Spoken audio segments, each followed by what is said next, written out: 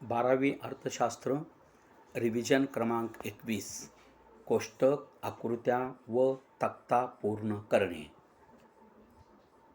कोष्टक आकृत्या ह्या तर आता तुम्हाला लक्षात आलेल्या असतीलच. तर आता या पाठोपाठ जे तक्ता दिलेलं असेल मी तुम्हाला या व्हिडिओमध्ये दाखवणार आहे.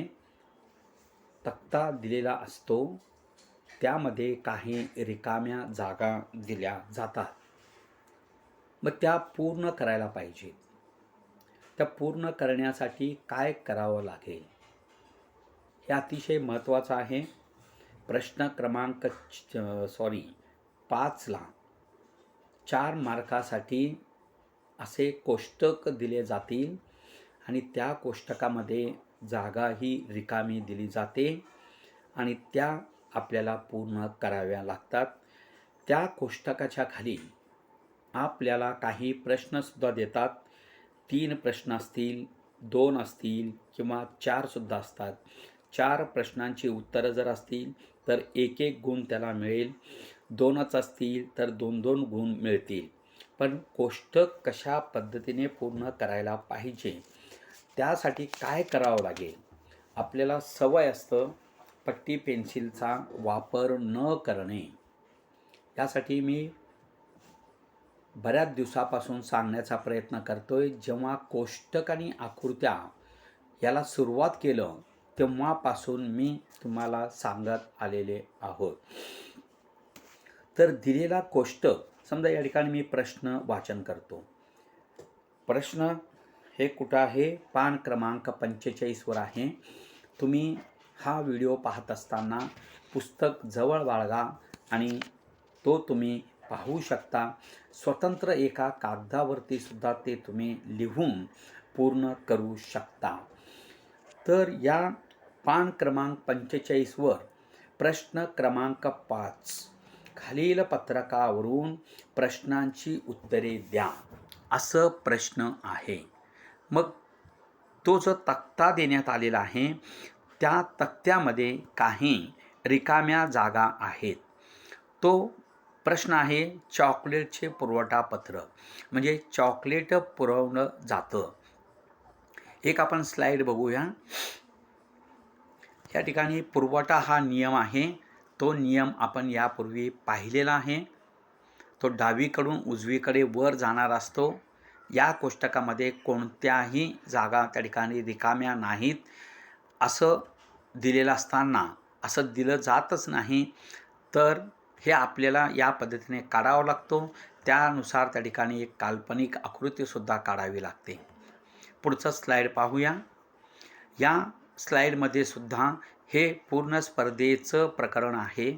यामध्ये समतोल किंमत निश्चितीचा विचार आपण स्पष्ट केलेला आहे. ते आकृती आणि ते कोष्टक या ठिकाणी तुमच्या समोर आहे. इथे आपण पुरवठा पत्रक काढून दाखवलं एकदम मोठं असं स्लाईड करून.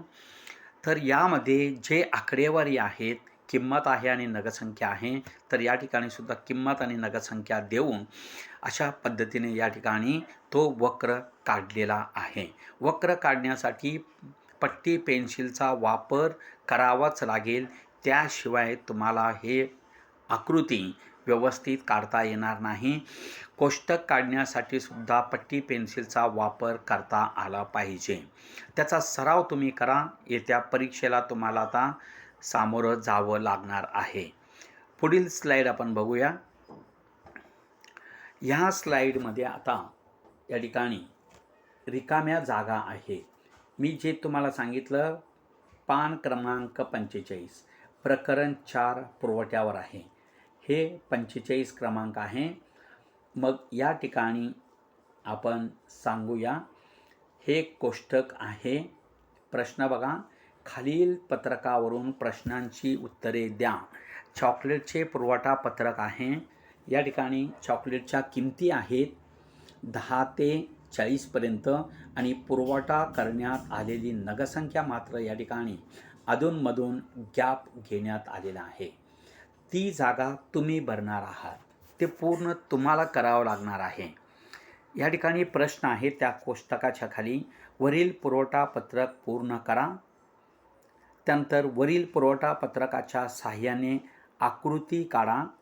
हे जे पुरवठा पत्रक आहे यावरून आकृती तुम्हाला काढावी लागेल आणि त्या आकृती मागच्या स्लाईडमध्ये मी तुम्हाला दाखवलेला आहे.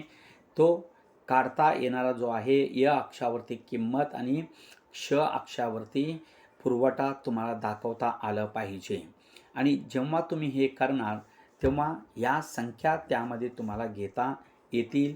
त्या अक्षांना तुम्ही नावं द्या. य आणि क्ष.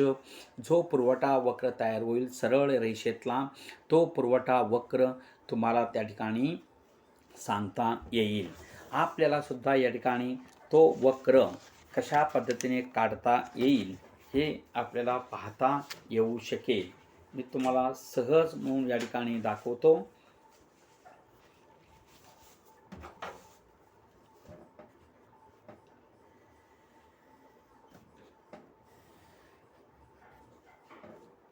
य अ आणि क्ष.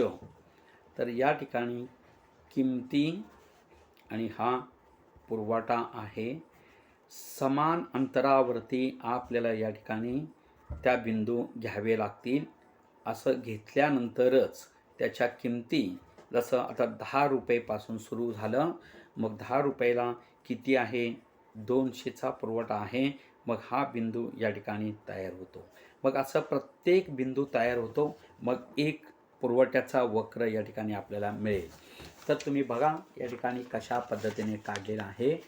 तुम्हाला याचा अंदाज येईल.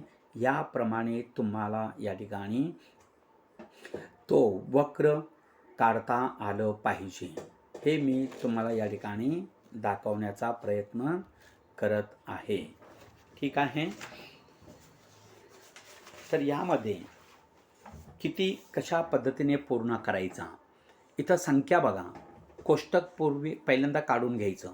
जसं कोष्टक आहे तसं काढून घ्या. पहिल्यांदा 10 रुपयाला 200 आहे. 15ला गॅप आहे. मग इथं 200 आहे. आपल्याला अंदाज कसं येणार. 15, 10वरून 15 किंमत वाढलेलं आहे. मग इथं संकल्पना काय सांगतं, किंमत वाढलं तर पुरवठा वाढतो. मग कितीनं वाढवायचं. तर या ठिकाणी आकडेवारी तुम्ही बघा. एक विशिष्ट प्रमाणात आकडेवारी असतात. तर इथं 300वरून 350 झालेलं आहे. म्हणजे 50 हे प्रमाण तुम्ही वापरू शकता. इथं 5चं प्रमाण वाढलेलं आहे. इथं 50 वाढवू शकता. या ठिकाणी जे 15 रुपयाला आहे तिथं 250 नगसंख्या पुरवठा केला जाईल. 20 रुपये असताना 300 आहे. 25 रुपये असताना 350 आहे. मग आणखीन किंमत वाढलं 30 रुपये. तर 30 रुपये झाल्यानंतर त्या ठिकाणी पुरवठा ही नगसंख्या 400ची झालेली आहे. हे या ठिकाणी लक्षात येईल. त्यानंतर 35 रुपये झाल्यानंतर 450 इतकी नगसंख्या पुरवण्यात आलेली आहेत.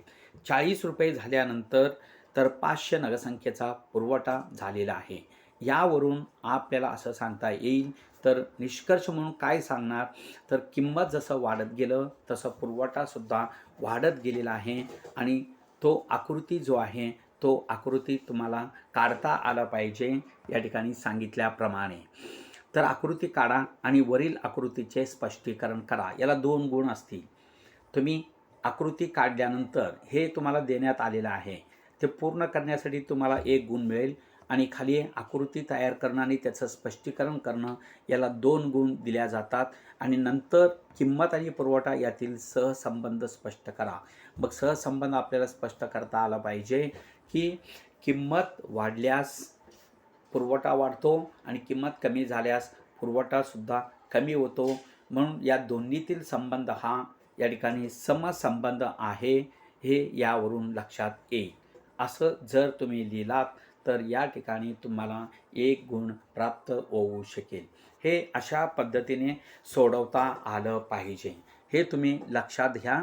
आणखीन एक कोष्टक आहे. तेही कोष्टक या ठिकाणी मी वाचन करून सांगतो. बटाटा बाजार पत्रकाचे निरीक्षण करून खालील उत्तरे द्या. मग खालील उत्तरे म्हणजे कोष्टकाच्या खाली उत्तरे आहेत. प्रश्न आहेत. बाजारात उद्योग संस्थांनी केलेल्या बटाटा नगरसंख्येचा पुरवठा वरील पत्रकामध्ये पूर्ण करा. म्हणजे पहिल्यांदा हे पत्रक पूर्ण करायचं. तर या ठिकाणी हे जरा मी मोठं करून तुम्हाला दाखवेन. तर हे पहा, या ठिकाणी ही वस्तू बाजार पुरवठा आहे. हे ₹1 किंमत असताना उद्योग संस्थेनी ही वस्तू किती नगरसंख्या पुरवलेली असतील. तर या ठिकाणी आता तुम्हाला काय करावं लागेल, हे असं शोधत बसण्याची गरज नाही. हे जे 100 या ठिकाणी दाखवण्यात आलेलं आहे, त्या 100मधून इथं 20 + 45 हे वजा करा. मग राहिलेला जो आहे 35, ही संख्या या ठिकाणी या वस्तूची नगरसंख्या किंवा किलोग्रॅम असणार आहे. हे सगळं या ठिकाणी बघूनच व्यवस्थित पूर्ण करता आला पाहिजे. हे जे 100 आहे, ह्या तिन्ही नगरसंख्येचा तो बेरीज आहे. इथं पहा 37, 30 आणि 45. हे मग इथं किती येईल, हे एकूण येईल. या तिन्हींचं या ठिकाणी बेरीज करायला पाहिजे. बेरीज येईल 112. मग या ठिकाणी तुम्हाला अशा पद्धतीने हे कोष्टक पूर्ण करावं लागेल. तर ₹3 खर्च केल्यानंतर बघा किती 40 इतका खर्च झालेला आहे, ते यावरून तुम्हाला लक्षात येईल. ₹4 जेव्हा खर्च केला तर या ठिकाणी रिकामी आहे ते 55 नंतर 60 इतका पुरवठा झालेलं आहे. तर यावरून या ठिकाणी अशा पद्धतीने आकडे बघून ते वजावट करून सुद्धा आपल्याला काढता येऊ शकेल. कमीत कमी वेळेमध्ये हे काम पूर्ण होणं गरजेचं असतं. तर या पद्धतीनं या ठिकाणी हे जे प्रश्न आहेत, हे प्रश्न 4 मार्कासाठी विचारले जातात प्रश्न क्रमांक 5 मध्ये. मग आपल्याला याची उत्तरंसुद्धा व्यवस्थित पूर्ण करून देता आला पाहिजे. तुम्ही जेव्हा याची उत्तरं लिहाल, ते उत्तरं लिहिल्यानंतर असंच चौकट तुम्ही त्याला करायला पाहिजे. म्हणजे इथं निदर्शन दाखवलं पाहिजे. इथं उत्तर तुम्ही लिहिलेलं आहे, त्या उत्तराला मार्क असतात. नुसतं तुम्ही लिहिलात आणि सोडून दिलात, काही मुलांना असं सवय असते. आता रिकाम्या जागा भरा. पूर्वी काय करायचे मुलं, रिकामी जागा भरून तिथं अंडरलाईन करत नव्हते. मग इथं या ठिकाणी हे चौकट करणं अपेक्षित आहे. हे जसं आहे तसं व्हायला पाहिजे. ती चौकट काढून मग त्याच्यामध्ये आकडे लिहिणं हे अपेक्षित आहे. या पद्धतीने या ठिकाणी इथं पहा, ह्या वर्गामध्ये ती संख्या रिकामी आहे. मग इथं हे एकूण आहे 154. मग या दोन्हींचा बेरीज करा, 44 आणि 50. मग ह्या दोन्हींचं बेरीज करून ते याच्यातून वजा केल्यास तर आपल्याला आकडा मिळेल 60. म्हणजे 60 इतकं हे पुरवठा यामध्ये येईल. किंवा तुम्ही जर निरीक्षण केलात, याच्यातला जो अंतर आहे 45, 45, 55, 5चं अंतर आहे. मग पुढे सुद्धा 5चंच अंतर असणार आहे, हे यावरून लक्षात घ्या. इथं 4चं अंतर असेल, हे 4 तुम्हाला लक्षात घेता आला पाहिजे. तर याप्रमाणे या ठिकाणी दिलेले जे तक्ते असतात, कोष्टकं असतात, त्या पूर्ण करायला पाहिजेत. आणि आकृती काढा म्हटलं की पत्रकाच्या सहाय्याने बाजार पुरवठा वक्र काढून त्याचे स्पष्टीकरण करा. आता बाजार पुरवठा वक्र काढण्यासाठी हे सगळे संख्या घेण्याची गरज नाही, अ, ब, क. तर याचं जे एकूण नगरसंख्या आहे, हे बाजार पुरवठा किलोग्रॅम, शेवटचं चौथं जे कॉलम आहे याच्यातीलच आकडे तुम्हाला त्या ठिकाणी घ्यावे लागतात.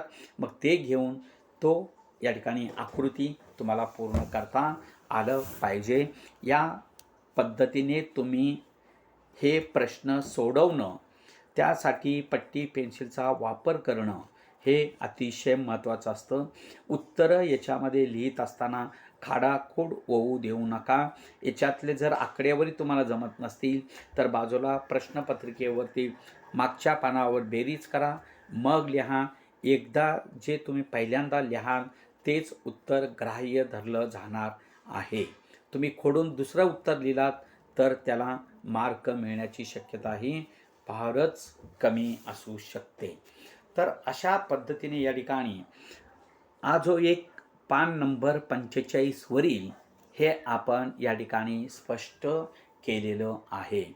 तर दुसऱ्या याच्यामध्ये पूर्ण स्पर्धेचं आहे. या ठिकाणी बघा, हे एक मी तुम्हाला या ठिकाणी सांगेन. तर या ठिकाणी उत्पादन आहे जमिनी तेल आणि त्याला उत्तरासाठी जागा सोडण्यात आलं पर्यायी वस्तू. पर्याय म्हणजे त्या वस्तूला दुसरी वस्तू पर्याय असणं, हे या ठिकाणी महत्त्वाचं आहे. आता जर समजा आपण जेमिनी तेल वापरणार असाल, तर जेमिनी तेल उत्पादन कमी होऊन त्या ठिकाणी आपल्याला मिळत नसेल, तर आपण तेलशिवाय अन्नपदार्थ बनवू शकत नाही. मग अशा वेळेला तुम्ही कोणत्या वस्तू पर्यायी वस्तू म्हणून तुम्ही निवडता? जसं समजा एखादं वही तुम्हाला विकत घ्यायची आहे, तर वहीसाठी तुम्हाला ₹50 लागणार आहेत, पण तुमच्याकडे ₹30 आहेत. तर ₹30 तुम्ही दुसरं पर्यायी वस्तू हे निवडू शकता. असंच या ठिकाणी जेमिनी तेल याला एक वस्तू आपण सांगू शकतो. ते कोणतं वस्तू असेल हे आपल्याला या ठिकाणी सांगता येईल. तुम्हीही याचं कल्पना करू शकता. बाजारामध्ये वेगवेगळ्या प्रकारचे तेल उत्पादनं झालेली आहेत. सुप्रीम आहे, रुची आहे, तर याच्यातलं सनफ्लॉवर आहे, पाम तेल आहे. याच्यातलं एक तुम्ही वस्तूचं नाव या ठिकाणी लिहिलात, तर यासाठी 1 गुण तुम्हाला प्राप्त होईल. त्यानंतर कोलगेट टूथपेस्ट. आपण जे पेस्ट वापरतो रोज सकाळी टूथपेस्ट, ह्याच्या वेगवेगळ्या कितीतरी कंपन्या आहेत. तर कोलगेटला दुसरा पर्याय कोणता आहे? पेप्सोडेंट आहे. असे वेगवेगळ्या प्रकारचे तुम्ही वस्तू विचारात घेऊ शकता. त्यानंतर रेड लेबल चहा, यालासुद्धा पर्यायी वस्तू असू शकतो.